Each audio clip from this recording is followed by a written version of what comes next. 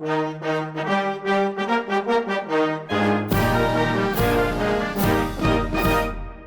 I'm Professor Rob McLaughlin at the University of New South Wales campus at the Australian Defence Force Academy in Canberra. Welcome to this episode of the Australian Naval History podcast series, where we examine an event in the history of the Royal Australian Navy.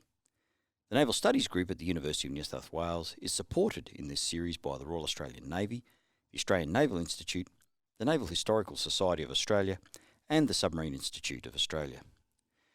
In this, the second of the three episodes, we hear from historians who gathered for the 2019 King Hall Naval History Seminar, which discussed Australian Naval Chiefs of Staff.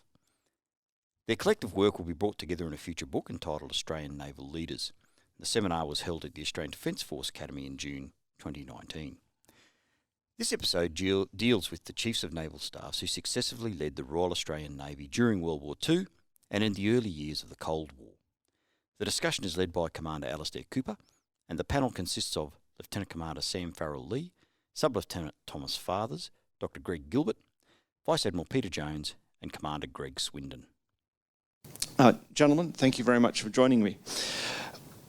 I think we might start by just talking about each chief, how they got to become the Chief of Naval Staff, or the first naval member and Chief of Naval Staff, and what the major challenges were that they faced during their tenure.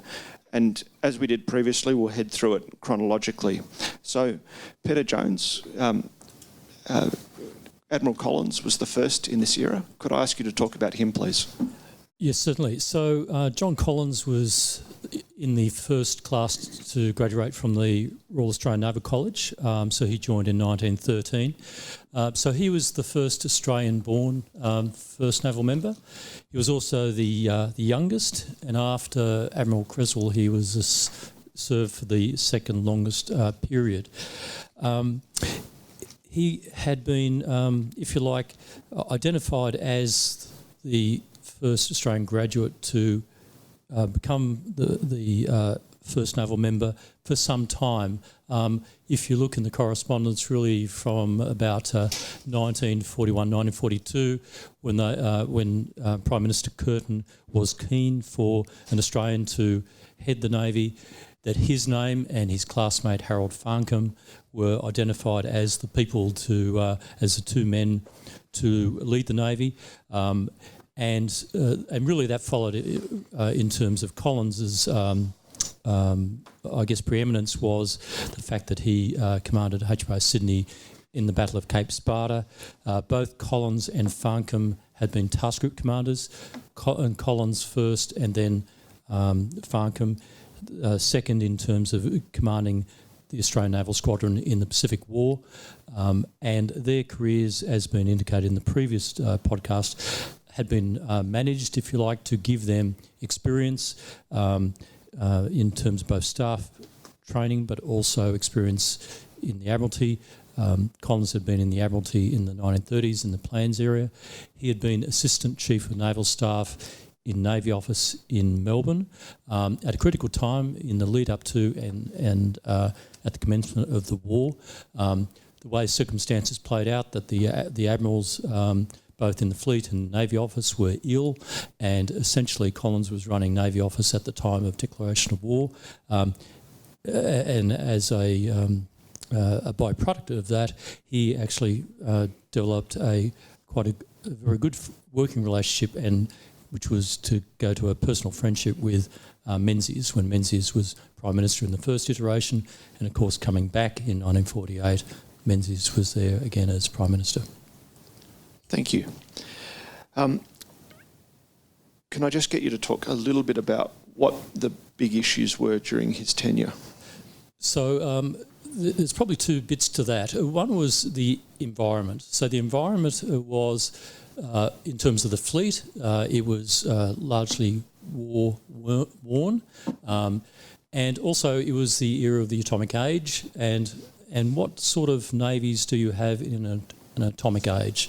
One of the legacies from his predecessor, Admiral Hamilton, was that the two fleet carriers were going to enter service, and that there'd been some opposition both within the services to the fact that we're going to have carriers when we may not have had funds to fund all the desires and requirements from the three services. Also, Air Force had made an unsuccessful push for the Air Force to operate the aircraft on the carriers. So he identified that carriers were his number one priority to make sure they were a success in introduction. He was helped by two things. One was the fact that the fleet commander at the time was his classmate Harold Farncombe. Harold Farncombe had been the first RN officer to command an aircraft carrier. He commanded HMS Attacker in the Mediterranean during World War II. So he understood a lot of the issues you would have to deal with in terms of carriers. Also, he had Commodore Eric Willoughby, Royal Navy, who came out. He had been on the same staff course in UK as Collins. Willoughby was an aviator, and he had responsibility for helping the introduction of the fleet air arm. So he had a pretty good team to do that, but that was an abiding focus. The other focus was what to do in terms of replacing the destroyer and frigate force, and this was at a time when the Soviet Union was bringing into service a large number of quite fast submarines, and Collins was very alive to the fact that they had to modify some existing ships that could be modified to become ASW frigates, had to have a shipbuilding program, and what he settled on, we needed to have an indigenous program of building about a dozen destroyers which were modern enough, fast enough, and had the ASW capability to be able to meet requirements. So there was a force structure. The second issue he had was personnel. He had a shortage of personnel. He had a shortfall of about 3,000. He needed to grow by 3,000 to be able to man the carriers and the force. He turned to UK to get extra people. He also rescinded was able to get the Women's Royal Australian Naval Service re-established. It had been, in a short-sighted move, disestablished after World War II. He had that re-established. He was a very firm supporter of having women in the Royal Australian Navy, and put a lot of effort in terms of the introduction and to make sure that they were introduced in a contemporary way. So there was the manpower issue, service conditions. At that time, in 1948, there was no pension scheme. Now, work had been gone underway. Another classmate, Harry Showers, had been working on this, and indeed Prime Minister Chifley had been a strong supporter as well. Towards the end of 1948, a pension scheme came in. That also helped Collins in terms of trying to build and sustain a workforce. And the final issue that he wanted to do is to forge relationships, independent relationships with the US Navy, following their close workings in the Pacific War, and the important thing here is personal relationships. The relationships he formed as the Commodore in charge of the Australian Squadron, and where he would have US Navy ships in the squadron in the Pacific War. A lot of those people that he worked with as other task force commanders or task group commanders, they were now in senior positions in the US Navy. He was able to leverage that, and that, I guess, was crystallised in the Radford-Collins Agreement, which articulated a clear delineation of areas of responsibility in the Pacific between the Royal Australian Navy and the US Navy. And so, if you like, it was part of that maturing process for the service. And probably the final point was that Collins and Hamilton were the two admirals who were chiefs of the Navy who had served at sea in both World Wars. His viewpoint was very coloured by his wartime experience, and as a result, he was very focused on having an offensive capability for the Navy, and that's why he put such priority on the carriers, because he said that is what gives us an offensive capability. Thank you. Collins was obviously succeeded by then Rear Admiral Roy Russell Dowling. Tom, can I just get you to talk a little bit about Roy Russell Dowling, who succeeded John Collins, and how he came to be Chief of Naval Staff, and what were the major issues that he faced? Yeah, sure. So for Roy Dowling, his ascension to CNS was not something that he expected and was not a part of the bigger plan in the sense that Farncombe was expected to succeed Collins.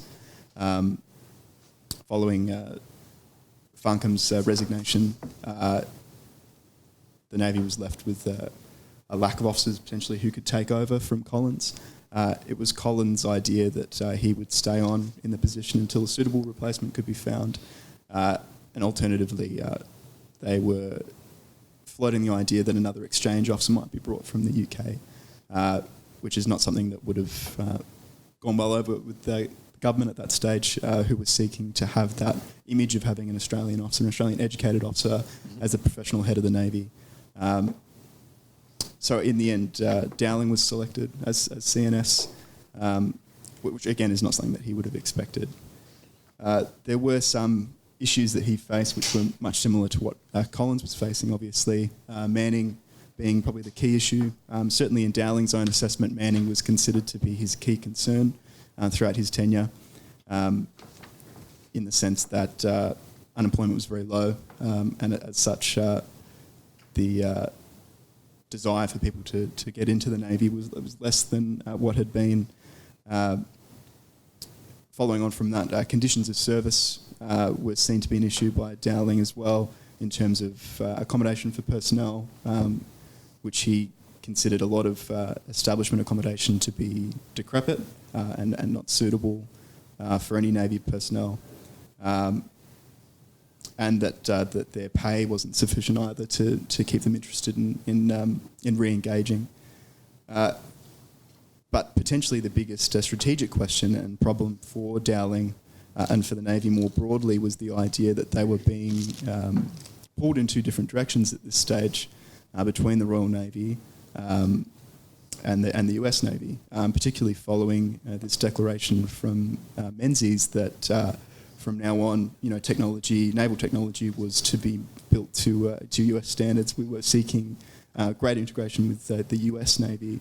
And for Dowling, who had a significant personal loyalty to the Royal Navy and to officers in the Royal Navy, as many of his colleagues would have had at the time, was something that deeply troubled him, and that's reflected in his personal correspondence as well with the First Sea Lord, Mountbatten, in that he seemed quite distressed. He was saying, does this pivot away from the Royal Navy to the USN for these political reasons potentially?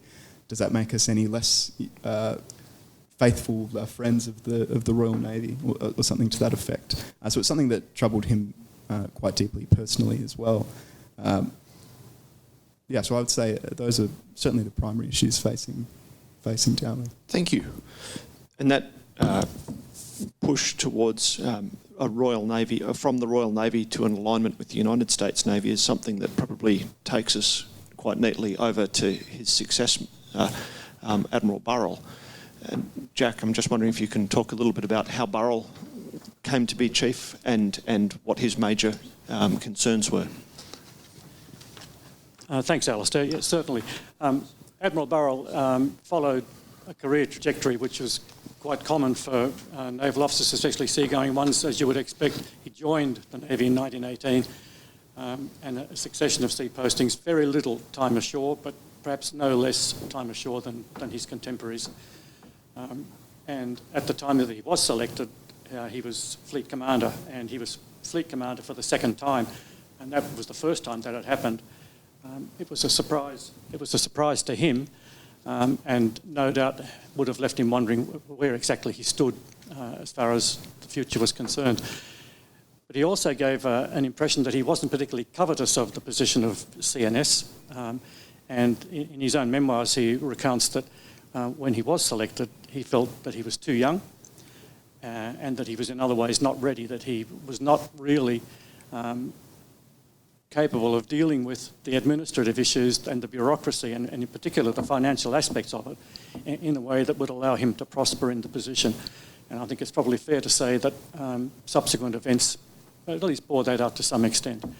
And it's also, I think, almost impossible to judge his time at CNS without also considering the impact and the influence of the Navy Minister John Gorton, who, unlike any previous Navy Minister, took a real, genuine interest in the job, chaired virtually every Naval Board meeting, and took a huge amount of time over the financial issues. In fact, for those who've been through the mill, it was almost like having an ASRPN who could go and sit in cabinet with you or for you. It was a real bonus for the Navy through that whole period. Now, as for what his main challenges were, well, there was certainly continuity from Admiral Dowling in the sense that personnel issues were not going to go away. There had been an Halldown Report in 1958 which did a lot to solve some of the pay problems, but there certainly was no sense during Admiral Burrell's time that things like accommodation, certainly shore accommodation, were improving. And in fact, he makes an explicit point about visiting Lewin late in his term and finding the state of the junior recruit accommodation there absolutely appalling. So whatever had been identified earlier clearly had not been corrected. But far and away, Admiral Burrell's main issue in his entire tenure was the material state of the Navy. The Navy had been described actually by the Chief of the Air Staff in the mid-50s as being little more than a police force or a Coast Guard. And for the most part, the surface fleet comprised Second World War and in some cases pre-Second World War ships. Certainly that some modernisation was occurring, but not an awful lot. The Fleet Air Arm, which was central to the force structure, was also facing some fairly immediate decisions as the current aircraft, the Gannets and Venoms were were going to run out of life in about 1963. So he was confronted with having to regenerate the surface fleet. He was confronted with having to regenerate the Fleet Air Arm. And as we all know, he was at least initially unsuccessful in the case of the Fleet Air Arm, with the government deciding in 1959 that fixed-wing flying would cease. That left him with, I guess, a renewed focus on renewal of the surface fleet, and he was at least conscious of the fact that times were changing, technology was changing, and the RAN was being left behind. And so the idea of a guided missile class destroyer became foremost or uppermost in his mind. And there was a long and involved set of developments as to where we would go for this ship. He clearly preferred that we would buy a British ship, and the County class were just starting to come into being at the time, and that was his preference. And despite what we've heard about the government having made a decision that we would move towards American equipment, I certainly saw no sign at all in Naval Board deliberations leading up to the DDG decision that we were in any way focused on that until literally 6 or 8 weeks before the decision was made. The Navy's clear preference and Admiral Burrell's clear preference appeared to be the County class. The decision in the end, I guess that there is some contest over this, but he couldn't convince Minister Gorton that the counties were a good way to go, because we weren't just going to buy the county as the county came. We don't do that. They were going to change the propulsion system. They were looking at pulling Sea Slug out, which probably wouldn't have been a bad thing anyway, and replacing it with Tartar. So it was going to be, in a sense, a new ship, a different ship, and clearly it was going to cost more.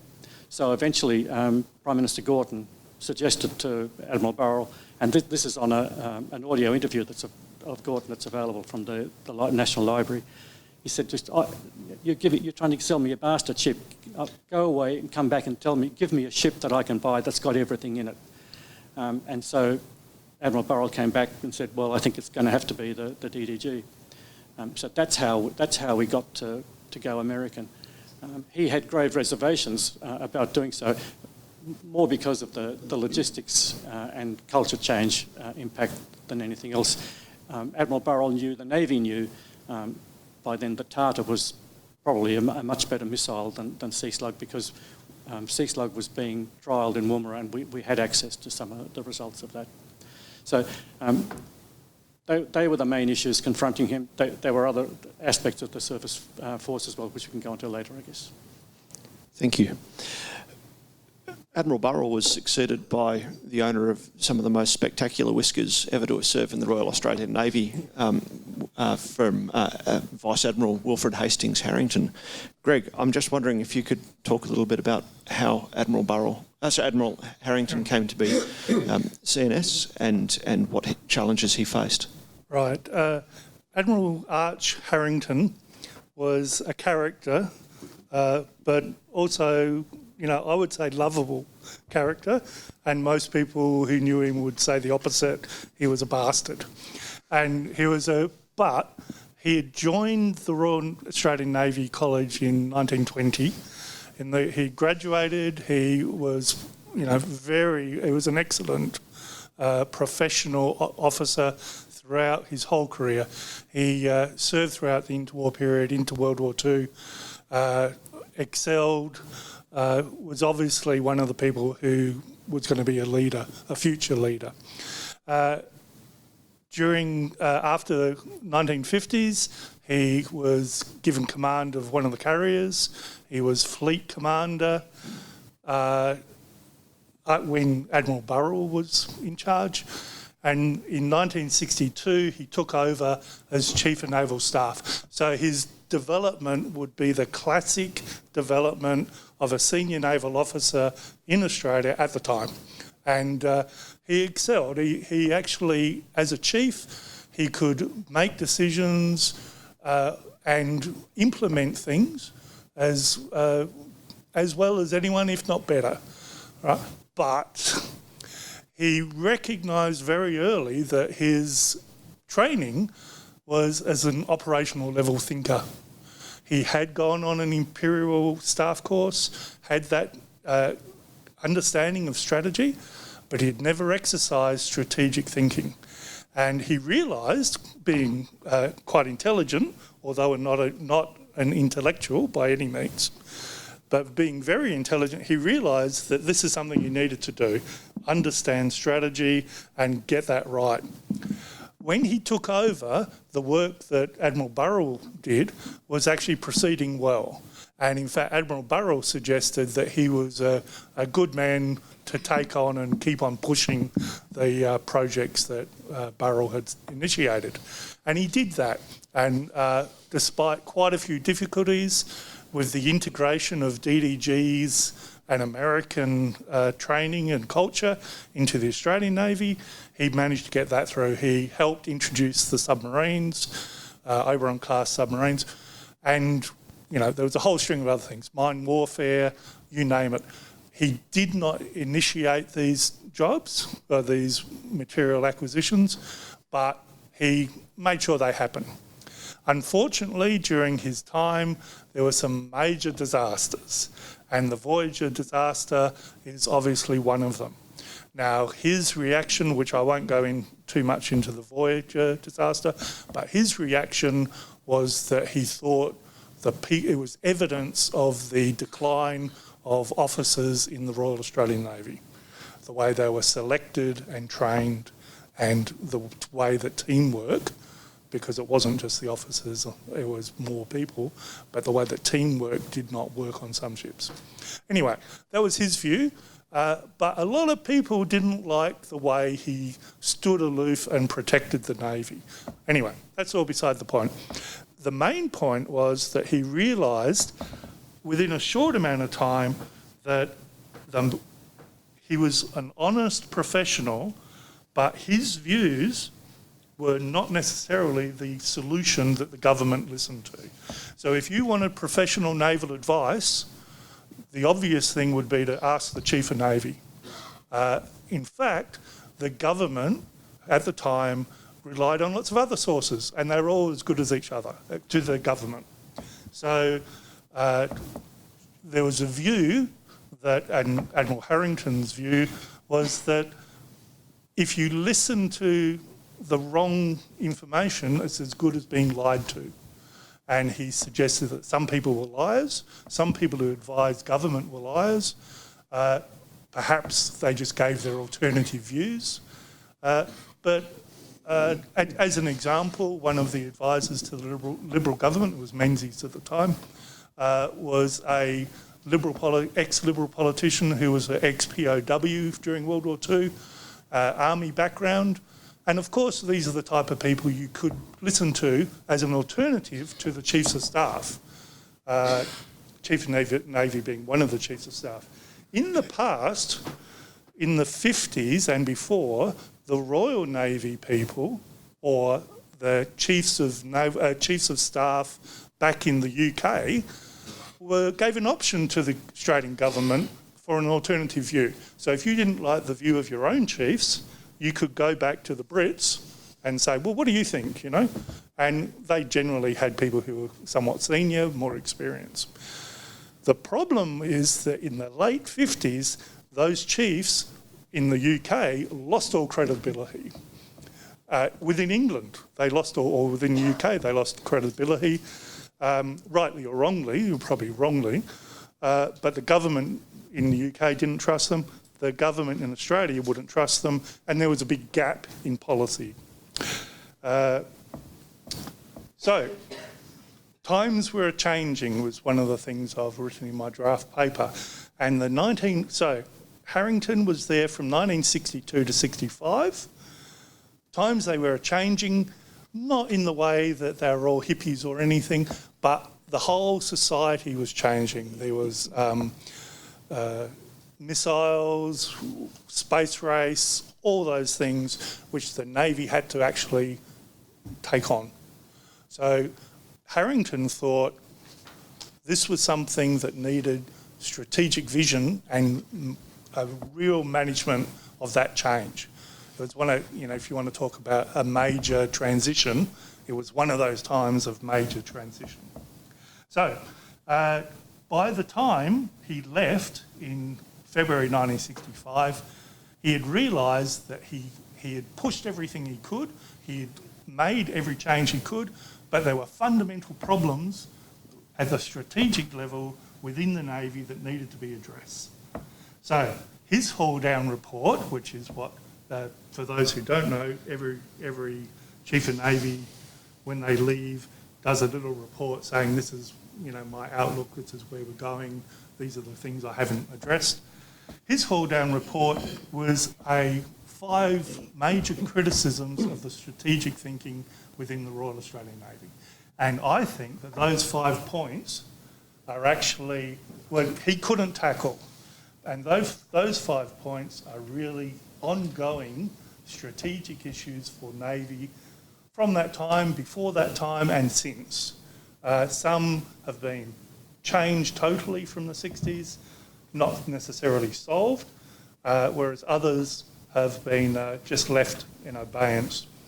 Have I got 1 minute to go through? Maybe come back in a tick. Okay. There are 5. I could just say what the 5 are. Go the 5 and then we'll move on. So the 5, sea power, lack of comprehension. We talked about that. 2, Navy's lack of offensive capability. You don't win wars by defending only. 3, the overall standard of the officer corps of the Royal Australian Navy needed to be fixed. 4, inadequate logistic support. We could buy ships, but the transition into service was always a problem, and how we supported them was always a problem. And number 5 was the ponderous, as these are his words, ponderous naval administration, which has all been fixed, I think. No, maybe not. All right. Absolutely agile. We're going to skip a couple of the chiefs that succeeded Harrington. There was Admiral McNichol and then Admiral Smith, and then ask Sam Fairall-Lee to talk to us about Admiral Pete, who takes us into the 1970s. Sam. Thank you, Al, and good morning to everyone there. Good evening from New York. It's a pleasure to be with you today. So Admiral Pete, like some of his contemporaries who went on to be CNS, he joined the Navy at a very young age, at 13 years old. He went into the college in 1928, had a distinguished seagoing career throughout the Second World War.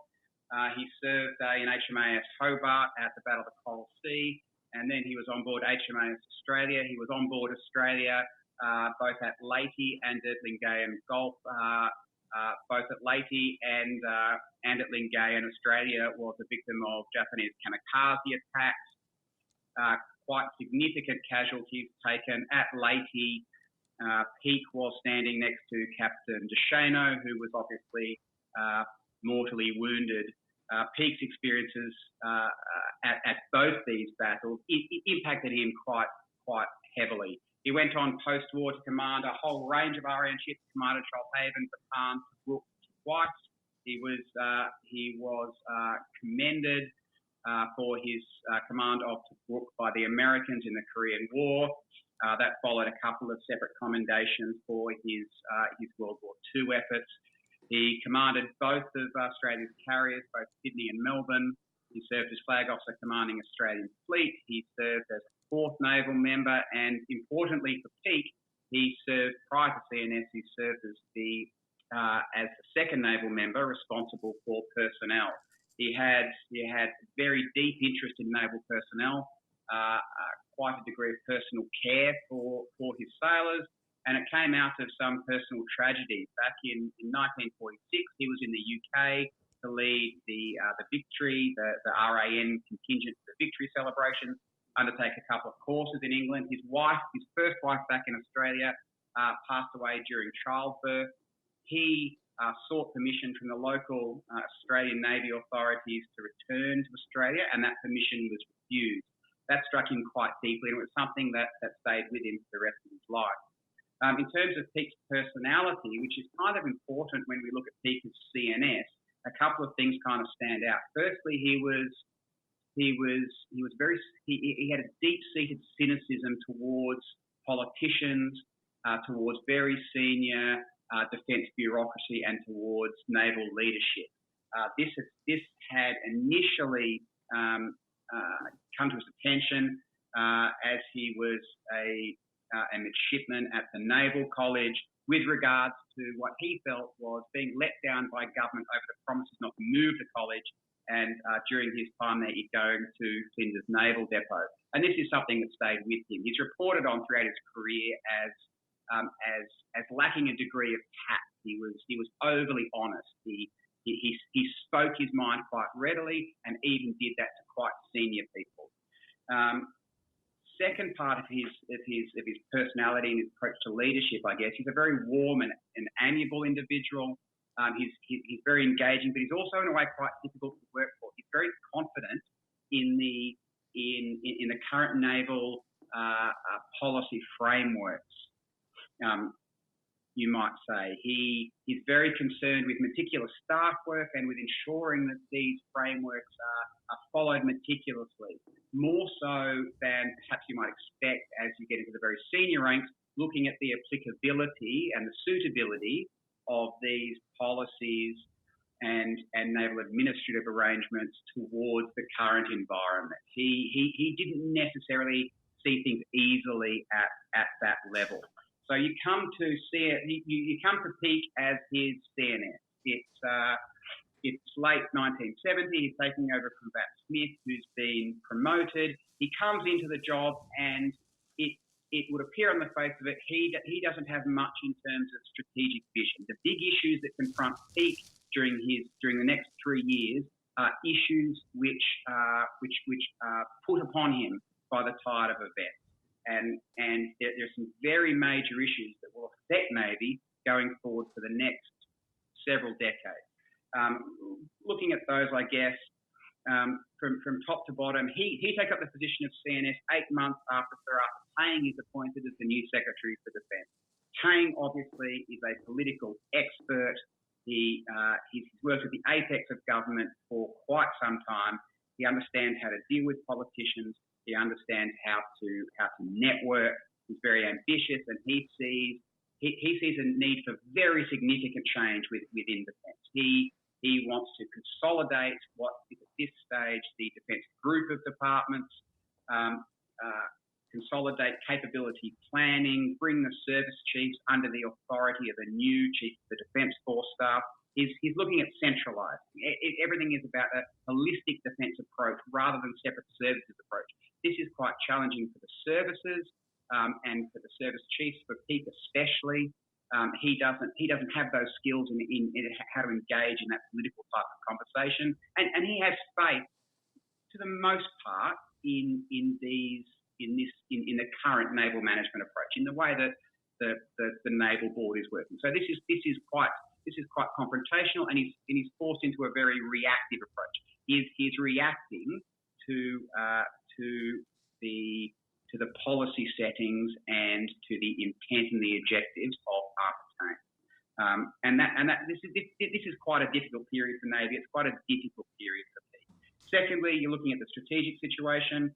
The UK is just withdrawing East Suez, announced that in 1967, and that's happening during Pete's time. Nixon has announced the Guam Doctrine, so more responsibility on America's Asia-Pacific allies. Australia is increasingly talking about defence self-reliance.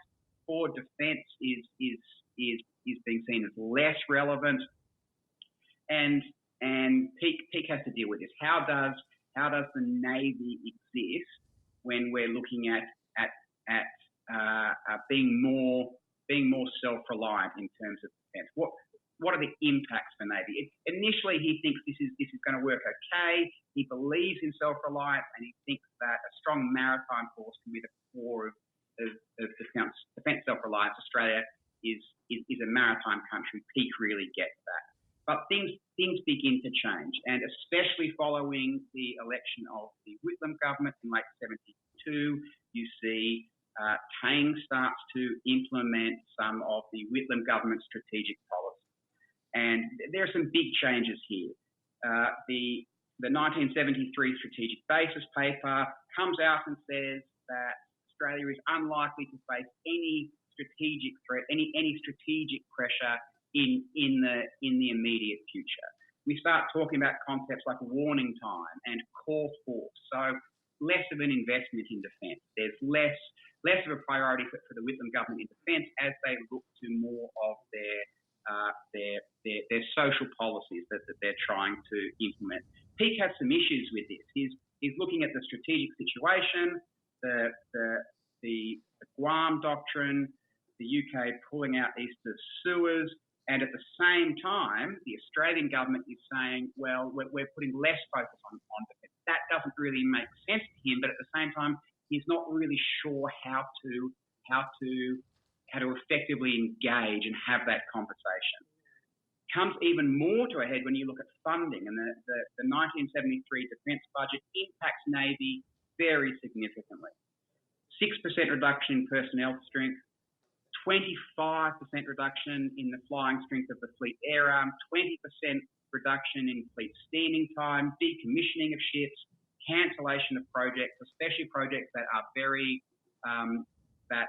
close to Admiral Pete's heart, like the Light Destroyer project, the DDL. So it's confronting for him in a number of different ways. Defence reorganisation, the loss of, or what he sees, what Navy sees as the loss of some Navy authority, the ability of Navy to speak independently to government. Strategically, again, he's seeing a new strategic policy be implemented upon him and the Navy, but he doesn't feel that Navy has been able to have a proactive voice. It's all reactive. Kane is doing it as like a fait accompli. Quite a difficult period.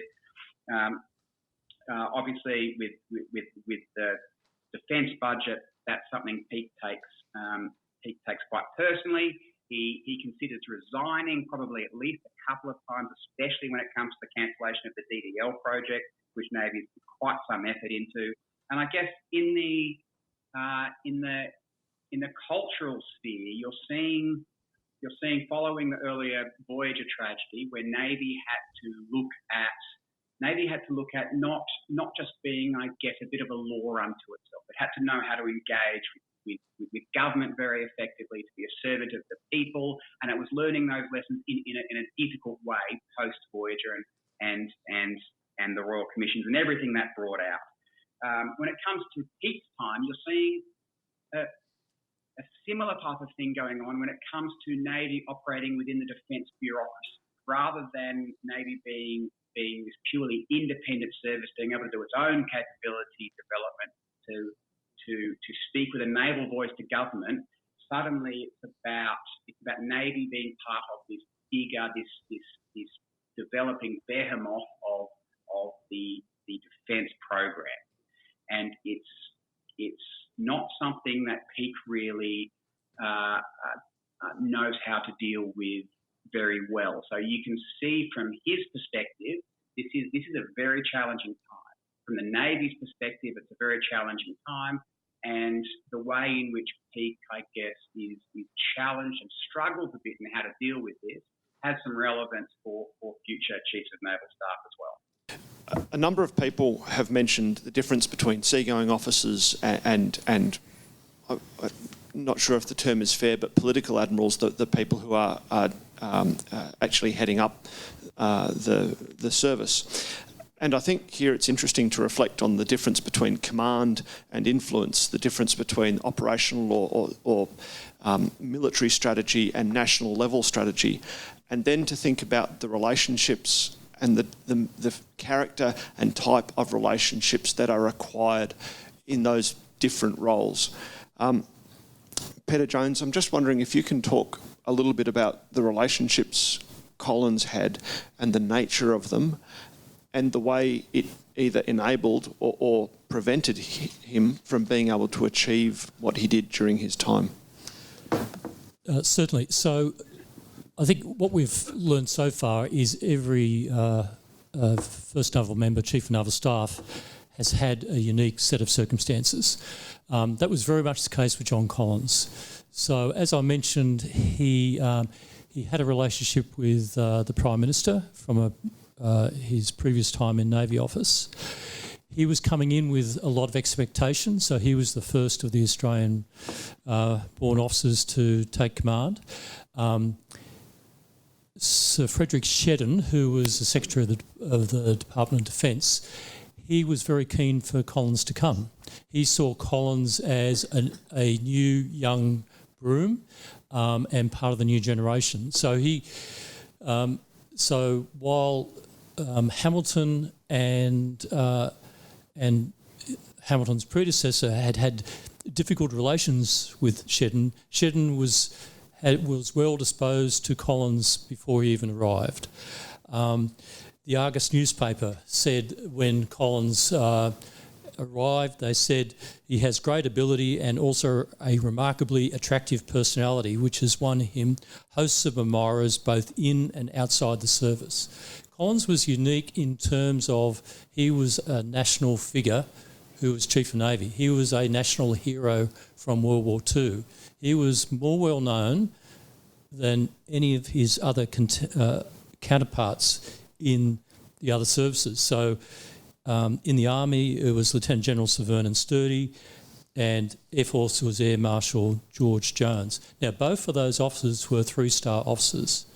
Collins was coming in as a Rear Admiral because he was so young, he was 48. He was coming in as a Rear Admiral, so he had a rank differential. He wouldn't be promoted because of the rules of how many years seniority as a Rear Admiral before he could be promoted to Vice Admiral. So he had to wait 2 years. So it wasn't until May 1950 that Collins had the same rank as his counterparts. But it didn't affect Collins. He because of his standing, because of his connections, that was not a limitation to him personally. I think the other piece to the puzzle, which we haven't really talked about too much is the relationship between Collins as head of the Navy and the naval bureaucracy. So the Navy has had a very strong heritage of strong public servants in senior positions within the Navy organisation who maintain the administration, the finances and so on. So he had in his time Nanki Nankervis, who had been in the position as if you like, the Secretary of the Navy Department since 1939. He had been in the Navy office since 1915. He was replaced by Tom Hawkins, who had also been in the Navy office since 1915.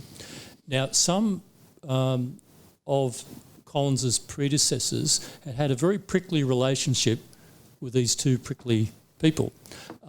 And part of that was a bit of superiority of being in uniform compared to the public servants. Collins had none of that. Collins really respected and got on well with both those gentlemen and the public service generally. And he was particularly fulsome in his praise of the people who ran the Naval Board Secretariat. He really appreciated the work that the public servants did in the Navy. And that was a really important aspect, I believe, of his success. And he had the ability to get on with people who mattered. And while he may not have been the warmest CO in the fleet, he was highly respected and all that sort of thing. But a lot of people didn't take to him in the same way. But in this environment, he was incredibly effective. He socially very good. His wife, during his tenure, had a very bad accident where she was badly burnt. As a result, he didn't travel as much. But even still, he was a terrific networker. And the other piece to the puzzle, which is makes him stand out, his ability to manage the media. He excelled in that really since the Battle of Cape Sparta, where he was at great pains to engage the press to the benefit of some disparaging things say about him personally. But I think more seriously, he saw that if you can be a very public face of the Navy, explain what the Navy does, that's to the great benefit of the Navy. And he demonstrated for his entire career that ability to engage the press and the media, and I think the Navy benefited from it. Thank you. Keeping with that media theme, Tom, I'm just wondering if you could talk a little bit about Dowling and the creation of Navy News, which has been an institution for quite some time now. Well, yeah, Navy News was introduced towards the end of Dowling's tenure. And it's not something that he was necessarily directly involved in the creation of, but it's certainly something that he welcomed with open arms.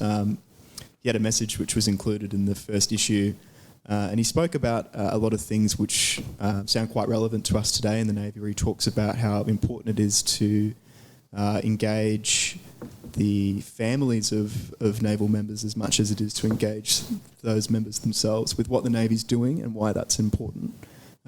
So I think that wasn't something that really had been talked about to that extent before, and suddenly you've got this newspaper that's going, it's being flown out to ships, and it's being sent home to families to inform everyone about what the Navy's doing. And in that sense, he certainly showed some awareness of where the Navy was going and sort of the military more broadly, in how important it was to engage not only Navy members, but their families and the public more broadly.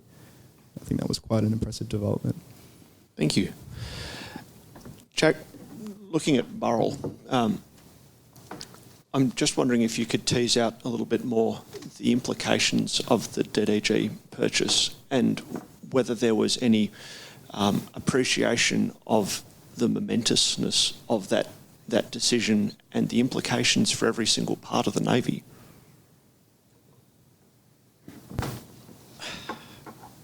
I think that's a tough one. I don't think the implications were really clear to Admiral Burrell when the decision was made, because in a sense the decision was made for he was not looking to start a USN line in the Navy at the time.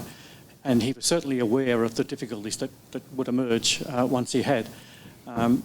That said, even during his time, we did begin exchange postings with the USN. So in that sense, I think there was a recognition that we would have to change the way we did business and not rely on the RN as we had in the past, so much for our professional development and our warfare experience in the future. I think there's little doubt that he was aware of the necessary technological developments that the Navy was going to have to introduce, and I think he was also quite aware that the US Navy was probably in a better position to help the RAN with that than the RN would be. He made a point immediately after the Fleet Air Arm decision at the end of 1959 of making a visit to both the UK and the US to assess what the options for both well, not so much for the Fleet Air Arm. In fact, he was told not to examine carrier options at all. But certainly from the point of view of the Surface Navy and the new submarine force, which was being talked about, he spent a considerable amount of time both in UK and US looking at what was on offer. And it's probably fair to say too that the RN did themselves no favours in the way that they treated him and his delegation when they were in the UK. He was given short shrift by Mountbatten. Basically, Mountbatten accused him of having lost the Fleet Air Arm, and it clearly wasn't as simple as that. But the RN also, and to be fair to the RN too, that they were not really in a strong position to help us in the way that we needed help. They were having enough trouble sorting themselves out at the time, having their own funding difficulties and other things. And they were not in a position to do any of the kind of design changes we wanted in our surface ships. We also were looking at the introduction of the submarine service at the time, and he looked at the Porpoise, the predecessor to the O-boat there, and was pretty impressed with it. And subsequently, when he went to the US, the difference in the way he was treated was stunning. He was given the treatment that all subsequent CNSs have been given, personal aeroplane from the CNO, and just squired around the country in the way that we've all, I guess, come to expect. But what he also saw, though, was a level development, I think, that did not exist within the RN, and potential for us to make progress in a way that would not necessarily have been the case too had we stayed with the RN. But as I said at the beginning, he was very much alive to the fact that introducing a new logistics system, introducing the need for new training approaches was certainly going to change the RAN into the future. But I think on the one hand, he really had no choice. He was forced to go that way, but I think on the other hand, he saw that it was the way to go. Thank you. Greg, coming back to Harrington and maybe his Halldown Report, I'm wondering if you can talk a bit more about that and the way it was received and the impact it had for Harrington's successor, Admiral McNichol. And again, maybe just particularly reflecting on that seagoing versus national level command and influence idea. Absolutely. I think one of the first things, though, is that Admiral Burrell was one of the first chiefs who moved to Canberra. And when he moved, the Department of Administrative Services put him in an equivalent senior executive service house in, I think, Narrabundah, which had 2 bedrooms and was, panel board, and was absolutely horrendous. And it was just disgusting compared to Admiralty House in Sydney, which is the Fleet Commander resided in and had visitors. So the first thing Admiral Burrell did was invite the US ambassador, defence attachés from across Canberra to visit him in his house in Narrabundah. So within a few months, he actually had moved to a real house.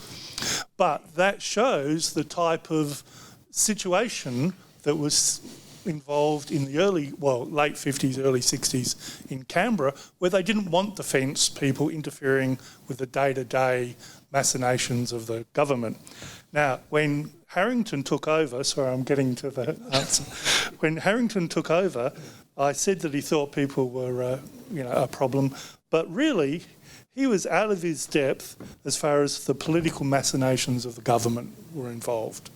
He realised that, he tried to overcome it, but I don't think he ever did, right? McNichol, who took over after him, was very much a smooth operator who got on very well with everyone. Harrington was not that type of person. He was an honest professional who stood up for what was right. I liked him, right? This would be if I knew him, I'd like him. However, doing a Halldown Report, which basically throws everything at your successor, didn't really achieve a lot. In fact, everyone went down and said, the typical administrative answer, they put it on a file, they passed it to all the senior people who made a note and said, obviously we're taking care of this. It's not a problem, the guys missed the point. What's sea power got to do with anything? We've got counterinsurgency operations about to happen in Indonesia or in elsewhere. So this is all irrelevant. Now, it fell on deaf ears. To me, the long-term thing is that he saw much of the future Australia's strategic outlook and where we should be, at least from a naval viewpoint. He saw that, he tried to make it happen, but he didn't have any staff. By himself, he couldn't do it. He can't convince people. He tried, but by himself, he was not in a position to actually make the changes that were required. And it was too late in the day to do that in his Holddown Report. You could have a big discussion about Holddown Reports, what's the purpose, whether they achieve anything, and whatever. The other point I'll make, just before I finish, is to just follow on from Peter's comment about administration. And one of the reasons why ponderous naval administration was one of Harrington's complaints was because the system collapsed. Now, it's true that the secretaries for the Navy, or Defence, when there was Defence Department, were quite experienced people. They were specialists in Navy administration who knew all the subjects backwards. That's why some of the chiefs were upset, because they knew more about it. In fact, the people I met when I was younger were more Navy than Navy, was the comment, and they were civilians. They were Navy civilians. In 1963, the third Secretary of the Navy left and was replaced, because there were no more specialists, was replaced by a fantastic manager from Defence and became the new Secretary for Navy. Wasn't a bad manager, was actually very good, got on well politically, but did not have the depth of knowledge on every file that these previous secretaries had had. I don't think that's happened since. I don't think that knowledge exists. Now, you could say that doesn't matter, but the classic example, which Harrington himself didn't mention, but which Sherger mentioned, who was the Chief of Defence Force Staff at the time, was that he remembered a meeting where Harrington tried to actually win the argument about keeping Melbourne as an aircraft carrier and keeping it employed.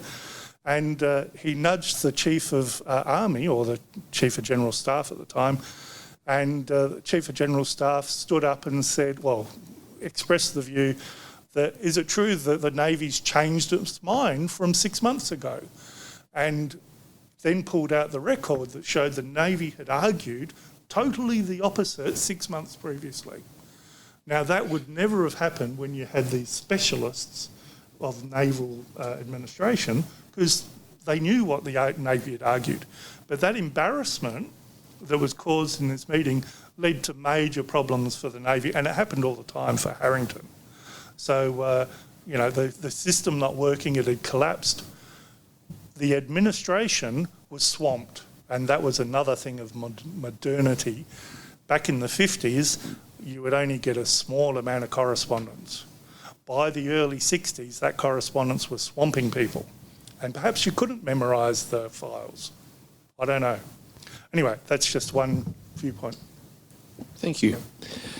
Sam, looking at Peak and particularly your following on from your previous comment about him sort of being overwhelmed by the events rather than taking charge of them, do you think those things were sort of beyond his power to control or beyond anybody's power to control? Sure. Look, I think to be honest, anyone would have struggled to be able to engage effectively with the ambition of Sir Arthur Tang and with his reform agenda, with the reform agenda of the Whitlam government would have been extremely difficult. As I mentioned earlier, Tang is an expert at this. This is what he does. You almost want to say he's a professional manipulator. Perhaps he wouldn't go that far, but Pete knows exactly how to get what he wants, and he knows exactly what he wants. He's looking to bring together the services, the defence group of departments, bring some strategic coherence, he would call it, and to give the senior defence civilian leadership a greater degree of control over all of those systems and over all of those policies. To a degree, what he's trying to do is correct to some extent. I mean, it's logical that this starts to happen, but Tang is so driven and so ambitious and so single-minded, and at this stage he doesn't have a great deal of respect for military personnel. That will change going forward, but at this point he knows what he wants and he's going to get it regardless. So to a very great degree he cuts out the service chiefs, and none of the service chiefs are particularly successful at dealing with this. Tang engages directly with the services at a lower level than the service chiefs to get the information he needs. He puts together a report for government on the reorganisation of the defence group of departments, and he springs that on the service chiefs essentially when it's too late to really do anything about it. The service chiefs are left quite powerless. So yeah, it would have been very difficult for anyone at CNS to effectively respond to that and to be able to engage effectively. But when you look at Pete, he is as I said earlier, he's very warm, but he's not a strategic level administrator. He joined the Navy to serve at sea, and he believes in he believes in sea service. He refers to some of the more junior folks around Navy in Canberra as those officers that have what he terms the headquarters smell. And he talks about the importance that they understand that joining the Navy is not about shuffling paper. It's about being at sea. He remarks many times in his latter career that the highlight of his service was his first command. And as he told people, even when he was an admiral or to public audiences, he said that was the highlight of my career, and it's all downhill from there. Navy has given him those skills to work at sea. They've given him those skills to command effectively in combat. He has very significant combat experience where he did very well. But he hasn't been set up to work politically, and he doesn't really want. He doesn't have a lot of respect for those folks that do that do the networking, the politicking. He has a bit of a hard time looking at their different strategic perspectives. So he doesn't have a great grip of the importance of what they're trying to achieve and why they're trying to achieve it, and he doesn't have the skills to network and to engage with them effectively and to help them to understand way that they can understand. Peak is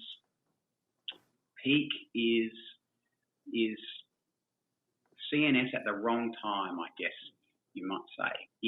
It would have needed someone with exceptional skills and to really have any effect. And Peake certainly, unfortunately, at this point, was not that man. And I guess you also saw he had that level of confidence in those management frameworks that were already established. His big aim, one of his key objectives, was making sure that those frameworks were implemented and were followed effectively, not necessarily looking at the big scheme of things as to how they should be modified to suit the new environment. Thank you. So he finds it especially challenging. Thank you for that. Could I ask each of the panellists to make some concluding remarks about their chief and try and keep it to about 1 or 2 minutes each? Peter, could I start with you, please? Yes, probably three quick things.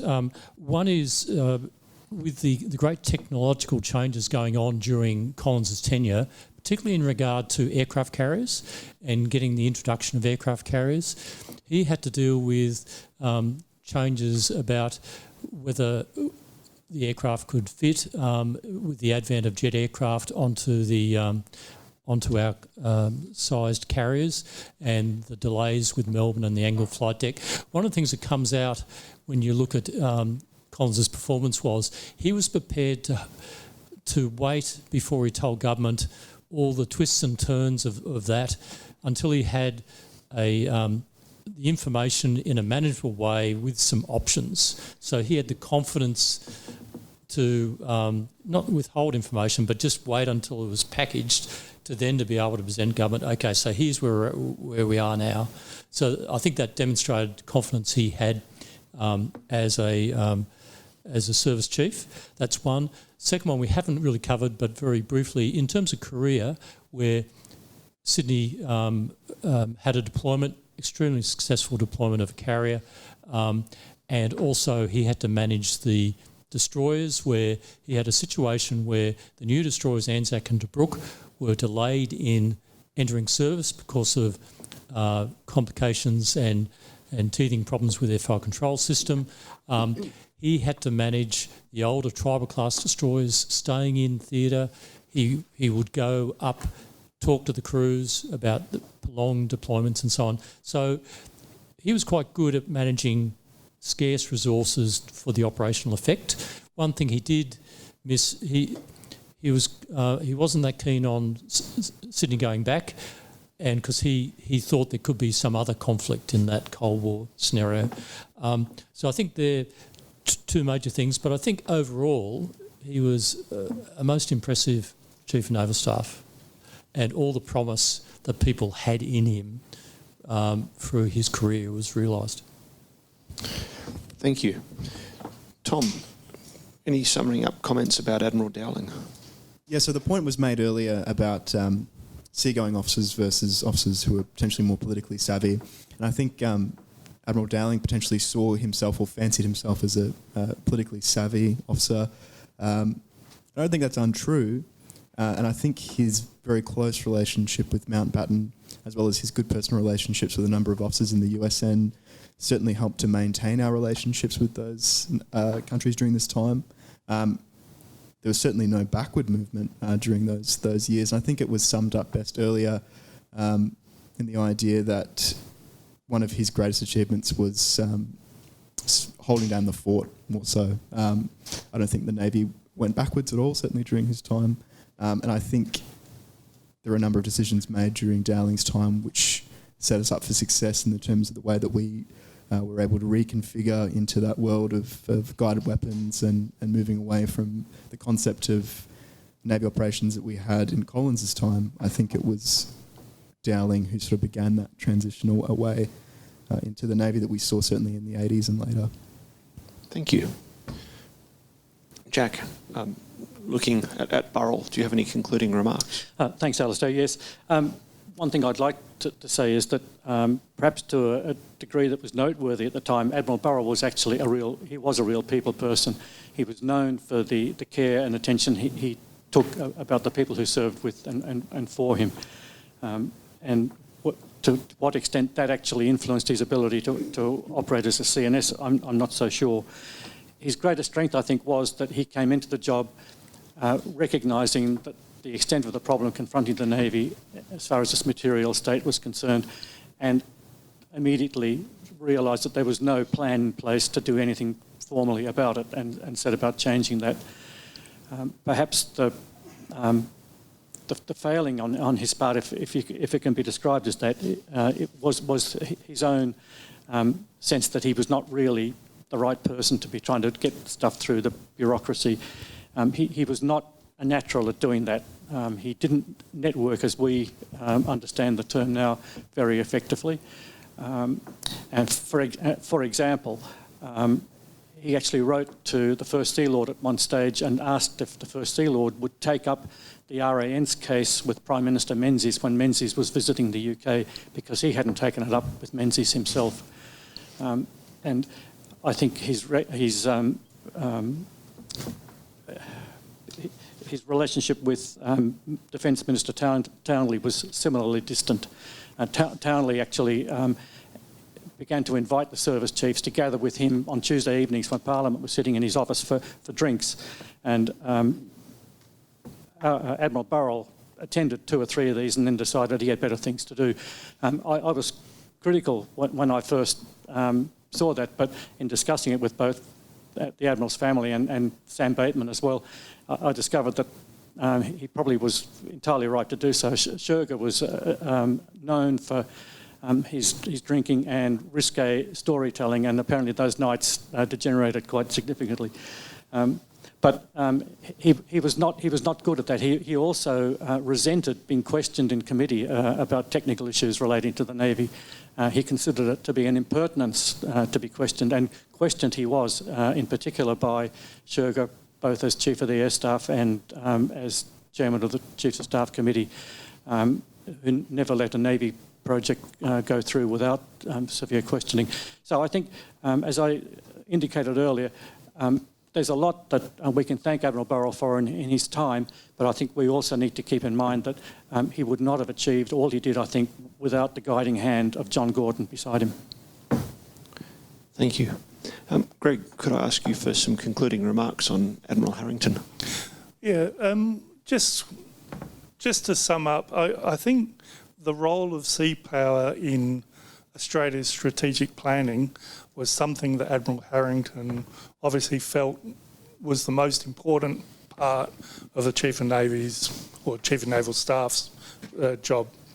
He tried, within the formal structures of defence, if you read all the formal policy documents, the forward defence strategy of the time makes sense. There's no reason it's not favouring any service over another service. It makes sense. But the way it was implemented was by putting boots on the ground and with their support. And that had implications for the rest of the 60s and long-term implications for Australia, which really Harrington in 1965 offered the alternative. He said, the alternative to a land-centric version of forward defence. What he said was that if you have a sea control strategy as part of forward defence and avoid boots on the ground, that's your option. And within the defence documents, there was no reason why you couldn't do that and interpret it that way. But within government and the political part of the story, it was never adopted. In fact, it was ignored. Purposely ignored.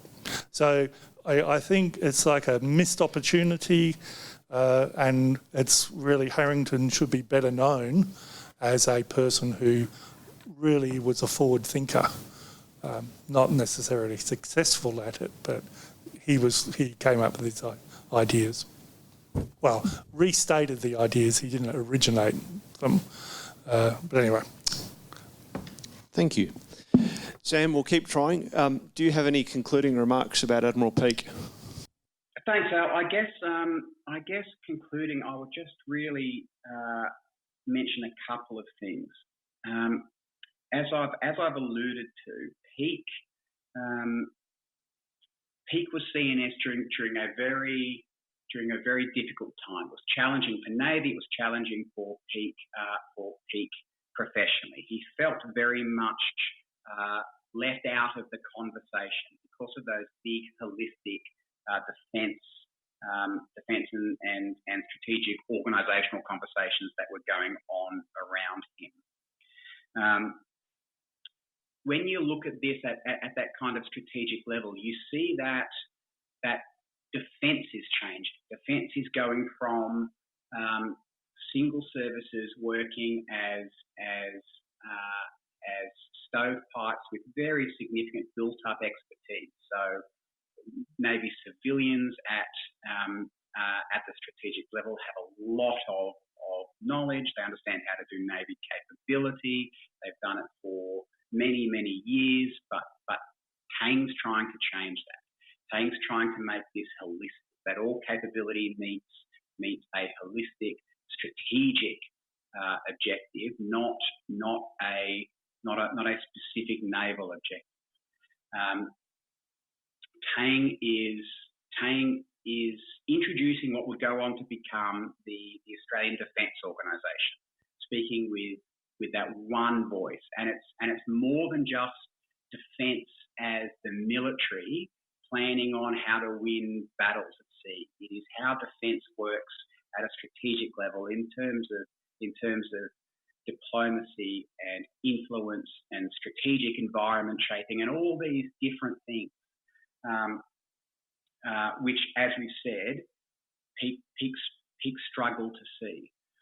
It was important that this kind of stuff happened, but the language that was being used, it was different. Navy wasn't used to it, and Peak wasn't used to it. And you saw, looking forward even further, when you go through the latter 70s, even into the early 80s, and you look at the big carrier debate, and Navy, to a degree, struggles a little bit to speak that language, to engage at that level. And I think when you track that back, Peak's period as CNS and his ability or his struggle to engage with Tang and those strategic level reforms are a precursor to this challenge that's going to continue for the next several years. And it's something that they were lessons that it took a while for Navy to learn. And Peak's period is a great exemplifier of that. The other point I would make about Admiral Peak is that while he struggled in some of those organisational capability type arenas, when it came to personnel, which is something that, as I've mentioned, he cared very, very deeply for. He was very attached to naval personnel. His time as CNS, he was able to make some positive change. His period as CNS saw the fallout from the group pay scheme. So this was the introduction to Navy of the scheme by which sailors were paid different amounts of money based on their rating. So you saw that technical sailors were in some cases paid, junior technical sailors were paid more money than senior non-technical sailors. And this caused a great degree of angst in the fleet. There was some uproar. Some people have described this as almost on the verge of mutiny. Peak was very concerned with this, and you saw in Peak's representations to government that care and concern came through. So he was pushing changes in pay and conditions for naval personnel that were going to have a long-lasting effect. He saw great improvements in things like hardship allowances, in travel allowance, in retirement benefits for for sailors, and he was able to effectively respond to the challenges of group pay, to have the group pay scheme changed to satisfy some of those concerns. And you'll see as Pete gets older, as he moves on from the Navy into retirement, this is something that stays with him for many years, almost right up to his death. So he is engaging on behalf of sailors who were deployed to the Malayan emergency to ensure they received the recognition that he felt they were entitled to. He spoke out on behalf of Norman Banks when it came to the Children Overboard incident in the early 2000s. He voluntarily and quite passionately made representations in front of the Senate inquiry, and he came out publicly very much against Australia's commitment to the 2003 Iraq War, and again driven to a great extent by his concern for Navy people. So whereas we saw Pete struggling to a significant degree to confront those challenges from Kane, from the Whitlam government, on the personnel side, I think that was something he had a lot more success with, and it's something that I think this generation of Navy people can look back on, hopefully with a great deal of gratitude. Sam, thank you very much. Thank you for joining us, and for more information about the Australian Naval History video and podcast series, simply search for Naval Studies Group on your search engine. Goodbye for now.